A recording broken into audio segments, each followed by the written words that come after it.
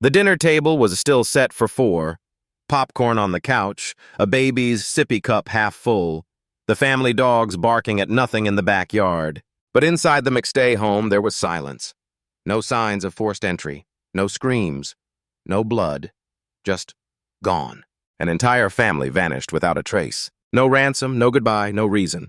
And for 3 long years, the world waited in confusion until one scorching morning in the California desert, a dirt bike rider stumbled across something buried in the sand. What they uncovered shattered everything we thought we knew. This wasn't a family on the run. This was a family betrayed. The man who had once helped Joseph build his decorative fountain business, Charles Chase Merritt, was suddenly under scrutiny. Chase had been Joseph's close associate. He knew the family, ate dinner at their table. He had even helped file missing persons reports when the McStays first disappeared. But in the months following the discovery of their bodies, inconsistencies began to appear. Chase Merritt had a criminal past, one that included burglary and grand theft. Investigators dug into his financials and found forged checks written from Joseph's business account cashed by Chase after the family had vanished. Tens of thousands of dollars. He claimed it was business as usual, but the timing chilling. Even more damning, cell phone records placed Merritt in the area near the gravesite in the Mojave Desert days after the McStays were last seen. He denied it, claimed he had no idea what happened. But detectives weren't convinced. In 2014, Charles Merritt was arrested and charged with 4 counts of murder. Prosecutors believed the motive was simple greed. Joseph had discovered financial discrepancies and was planning to cut ties. Chase couldn't afford to lose the business, so he killed them all. The public was stunned. The trial wouldn't begin for 5 years. Legal delays, motions, appeals. But when it did, it revealed a timeline darker than anyone imagined. The prosecution presented a case of betrayal. They painted Merritt as desperate, drowning in debt, and furious that his income stream might disappear. They claimed he bludgeoned the family with a sledgehammer, even the children, then drove them over 100 miles into the desert to bury them in shallow graves. The defense insisted there was no physical evidence, no blood, no DNA.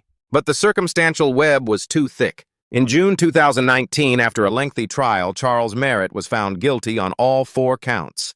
He was sentenced to death. But justice did not bring peace. Michael McStay, Joseph's brother, spoke to the media with a voice hollowed out by grief. "We didn't get closure. We got answers. Closure, that's something else." The house in Fallbrook was eventually sold. The nursery wallpaper was still up. The height chart on the closet door still had pencil marks from the boys' last birthdays. The new owners left it all in place as a silent memorial. A podcast dedicated to the case asked a haunting question. How does a man kill an entire family and go home to sleep? There's no good answer. Tammy Will Summers' best friend said, "We trusted him. That's what kills me. We trusted him." She paused, and he smiled at us. At the funeral, like nothing happened. In the years that followed, the case became a lesson in the hidden darkness behind familiar faces. Classes in criminal psychology now cite the McStay murders as an example of calculated rage, the kind that wears a handshake and a smile.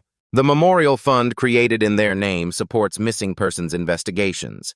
It provides resources for families and pressure on police departments to follow every trail, even the ones that lead back to people you think you know. At the edge of the Mojave Desert, a stone marker stands today. It reads, "Joseph Summer Gianni, Joseph Jr. You were taken too soon, but you will never be forgotten. The light of your family still burns." Each year on the anniversary of the discovery, someone no one knows who leaves a blue fountain on the spot. Small, ceramic, just like the ones Joseph used to sell. The water runs only a few hours before drying in the desert heat, but it always shows up. In the aftermath of the verdict, the town of Fallbrook tried to move forward. But some memories don't fade. Some stories don't end just because the trial does. Joseph's parents moved to Oregon, unable to live near the house where it all began.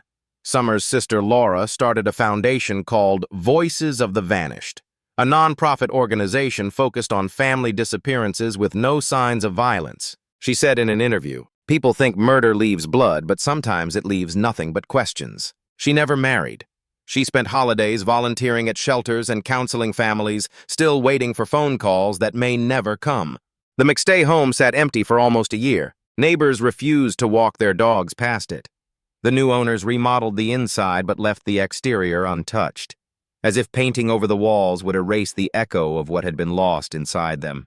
In a moment of quiet, one of the former neighbors, Mrs. Fletcher, who had brought cookies to the family just a week before their disappearance, said they were too normal. That's what made it so hard. This didn't happen to people like them, until it did. In 2020, a documentary crew got permission to film at the Mojave gravesite. They arrived at sunrise. One crew member, a mother of 3, burst into tears as she saw the crosses planted in the ground. The director left a microphone on the sand. For several minutes, there was only wind. Then, a soft sound, like shifting gravel, or perhaps the memory of 4 voices buried deep beneath. They didn't use narration for that part. They let the silence speak. Meanwhile, back online, theories persisted. Some believed Merritt hadn't acted alone, that someone else knew, helped, watched. A retired profiler noted, there are always signs before violence, but the people closest to the threat often wear the blindfolds tightest. The case was officially closed. But the impact stayed open in classrooms, homes, and within every family that had ever trusted too quickly or questioned too late. The McStay boys would have been teenagers now. Joseph Jr. might have been learning to drive. Gianni probably would have played varsity soccer. Summer once told a friend that all she wanted was to see her boys grow up kind. She got 12 years of that. And then, nothing. Every year on February 4th, the day they were last seen, people light candles on their doorsteps. It's become a silent movement across the region. No speeches, no posts, just light. One neighbor said, "We don't light them for drama. We light them because that family was part of us. They smiled at us in grocery stores. Their laughter was real. And still, even after justice, even after confession, there is a feeling no verdict can undo. The feeling of wondering what small thing might have saved them. A phone call, a question, a door knocked on just a bit earlier. The McStays didn't leave behind a legacy of wealth or fame. They left behind a question. How could no one see? In the years that followed, the McStay case began to appear in textbooks, not just as a case study in forensic evidence, but in human behavior. Criminology students debated the early signs. Psychology professors analyzed Chase Merritt's mask of normalcy. Ethicists used it to explore trust and betrayal. But outside the halls of academia, it became something else. A cautionary tale for families who thought they were safe simply because they locked their doors. A new homeowner moved into the McStay house in 2021. Her name was Clarissa, a pediatric nurse with 2 daughters. She knew the house's history, knew the paint couldn't cover the past, but she bought it anyway. She told a journalist, "I didn't want the house to just be a ghost. I wanted it to hold life again." Inside the boys' old room, she kept the pencil height marks on the closet wall intact, not as decoration, as memory. Every few months, someone sends a letter to the Voices of the Vanished Foundation. Most don't include names, just, "My brother vanished in 1996. Your story gave me the strength to demand answers. I reported something suspicious in my town because of your film. Thank you. I didn't believe families could vanish without noise. Now I know they can. And we need to listen better." On what would have been Gianni's 18th birthday, a high school in San Bernardino held a soccer match in his memory. Both teams wore blue ribbons. At halftime, the announcer read a note from a former coach. Gianni had a lightness to him. He ran like he was chasing the future. "We light this field so that wherever he is, he knows we still remember." Summer's sister Laura began writing a blog, part grief journal, part survival guide. It went viral. One entry read, "Some days I hate forgiveness. Some days I want Chase to rot forever. But most days, I just want to sit with my sister again. I want to braid her hair and tell her it's okay to rest." Another entry, "The worst part isn't that they died. It's that they died thinking no one would know. But now the world does." In 2022, a woman named Evelyn visited the Mojave Memorial alone. She was 70. She brought with her a bundle of handwritten letters, one for each McStay family member. She placed them gently at the foot of the steel plaque. When asked why, she said, "Because when I was 10, my neighbor disappeared, and no one cared. But this family, they matter. I wanted them to know someone came to say goodbye." She drove off before noon, left no last name. The memorial itself has grown. Small fountains line the walkway now, blue ceramic, all different styles, some left by former customers of Joseph's business. others by strangers who read about the case and felt compelled to come. One is inscribed, in memory of water that never stopped flowing even in the desert. And still, after all this time, no one knows what exactly broke inside Chase Merritt that led him to take 4 lives. No manifesto, no breakdown. Just greed and fear, and the cold, calculable belief that he could get away with it. The McStay story is no longer just a mystery. It's a legacy, a reminder that evil doesn't always wear a mask. Sometimes it smiles at you across the dinner table. Sometimes it signs a birthday card. Sometimes it offers to help you carry groceries to your car. And that's why we must remember. Not out of fear, but out of fierce, unwavering awareness. Because the next family shouldn't have to vanish for us to start paying attention.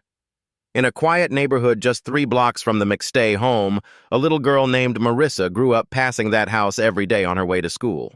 She was only 6 when the news broke, but even as she got older, she remembered the police tape, the flashing lights, and the whispers. At 16, she started a school club called Safe Step, a peer-based support group where students could anonymously report abuse, stalking, or troubling behavior without fear of being ignored. The program spread to 3 other schools in the county within a year. When asked what inspired it, she simply said, because someone should have seen something before it was too late. Elsewhere, the local sheriff's office instituted new training for missing persons cases.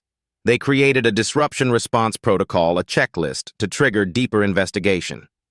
When signs are subtle, uneaten meals, pets left behind, calendar events missed. The McStay file became the model case in every new recruit's training binder. At the top of the first page in bold, look closer when everything looks too normal. Summer's cousin Vanessa became a volunteer grief counselor. She said the hardest part wasn't listening to people cry. It was when they couldn't cry at all. Some people are so used to being unheard, their pain hides behind politeness. She teaches workshops now. One module is titled How to Ask Twice. The idea is simple. If someone says they're okay, ask again and mean it. The story even reached outside the country. A documentary aired in Canada and the UK. One viewer in New Zealand wrote, I watched the McStay story with my teenage daughter. We now have a secret code phrase. If she's ever scared and can't talk, she can say, I forgot my blue shoes. And I'll know. No questions. A retired FBI profiler speaking at a law enforcement conference said, the McStay murders weren't just tragic, they were preventable. The killer didn't hide in the shadows. He walked beside them.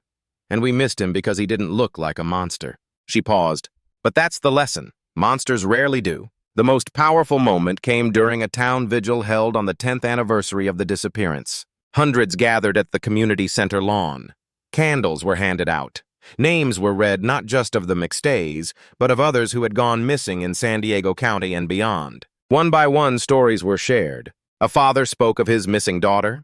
A teenager spoke of her abusive ex. A teacher spoke of a boy in her class who stopped showing up and no one asked why. At the end, they released 4 paper lanterns into the sky. Joseph, Summer, Gianni, Joseph Jr., and someone whispered almost like a prayer, we see you now. At the newly constructed Voices Garden near the courthouse, a single tree stands in the center, an olive tree symbolizing peace and remembrance.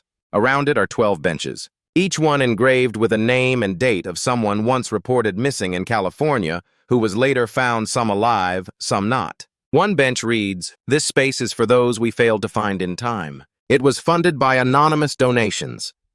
Some believe one came from the lead detective who missed the signs in the McStay case.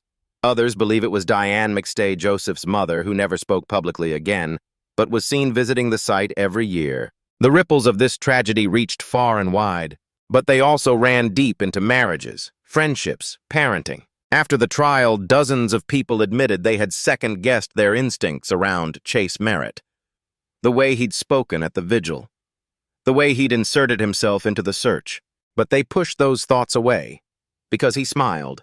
And now they live with the guilt of not listening to the knot in their stomachs. In one of her final blog entries, Summer's sister wrote, justice is not a destination.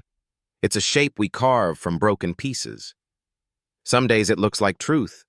Some days it looks like silence. But today it looks like remembering. The McStay family's story wasn't just about a disappearance. It was about the silence between the footsteps. The trust placed in the wrong hands.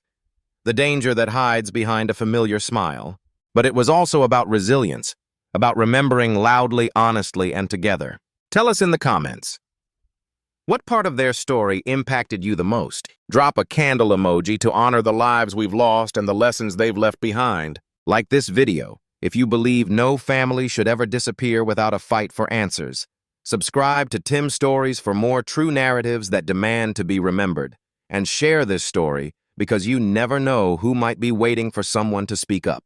Until next time, stay aware, stay connected, and most of all, stay human.